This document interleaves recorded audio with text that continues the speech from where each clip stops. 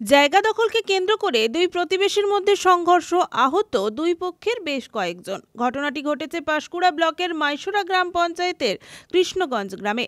ওই ব্যক্তির প্রতিবেশী সীতা সিং জানিয়েছেন তারা 40 বছর ধরে সেখানে বসবাস করছেন এবং সেই রাস্তা দিয়েই তারা যাতায়াত করেন।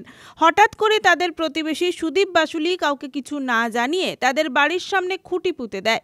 সেই কাজে বাধা দিতে গেলে তাদের মহিলাদের ওপর চড়াও হয় এবং গুরুতর আহত হয় দুজন। এখন এই জায়গাটার ব্যাপার নিয়ে আজকে মনে 40 বছর এখানে বসবাস করে আছি, রাস্তাও আছে, যাতায়াত করছি আমরা। তাই একবার ওই নোটিশ পাঠিয়েছিল কাজীকে দিয়ে।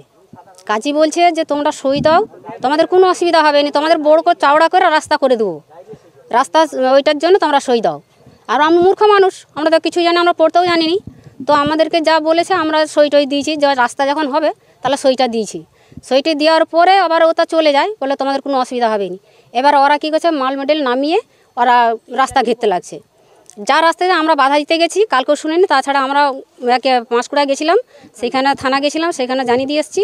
তো আজকে যখন এরা সব কিছু রেডি করছে, আমরা বারণ করতে যেতে, বাধা দিতে যেতে আমাদেরকে মারধর করছে।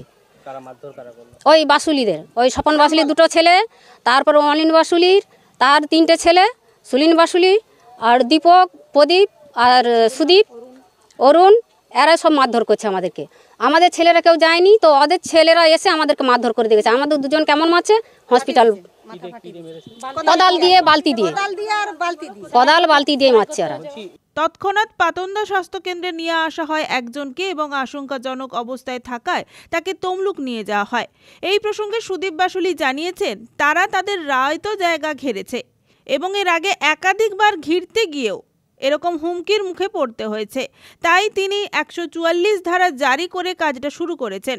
আগের দিন কাজ ঠিকঠাকই চলছিল, কিন্তু এই দিন যখনই কাজ শুরু হয় তখনই মারধর করে। এই ঘটনায় তার ভাইও আহত হয়েছে।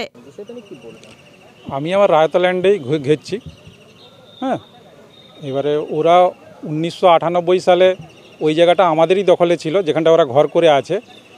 98 সালে ওরা বামফ্রন্টের আমলে বামফ্রন্টের থেকে ওদেরকে জোরপূর্বক দখল করিয়ে ওই জায়গাটায় ঘর করিয়ে দেয়। পরে আস্তে আস্তে করে আমার রায়তল্যান্ডের দিকে পায়খানা ঘর এবং ওই জমির আমার রায়তল্যান্ডের গায়ে একটা ডোবা খুলে ক্রমশ যত পুকুর ধইতিছে তত আমার রায়তল্যান্ডের দিকে ওরা ক্রমশ চেপে চেপে রাস্তা করে আসতেছে। আমি মাঝে একবার ওদেরকে প্রতিবাদ করতে গিয়ে আমাকে ডাং ফাং নিয়ে এসে মারধর করে, হুমকি দেয়। সেই জন্য আমি একটা উকিলের সঙ্গে পরামর্শ করে একটা 144 করে ওই জায়গাটা ঘেরা শুরু করি।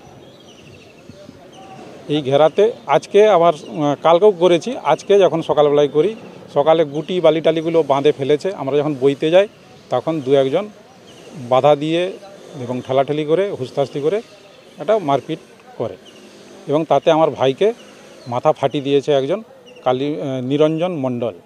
ব্যুরো রিপোর্ট, খবর BCBS।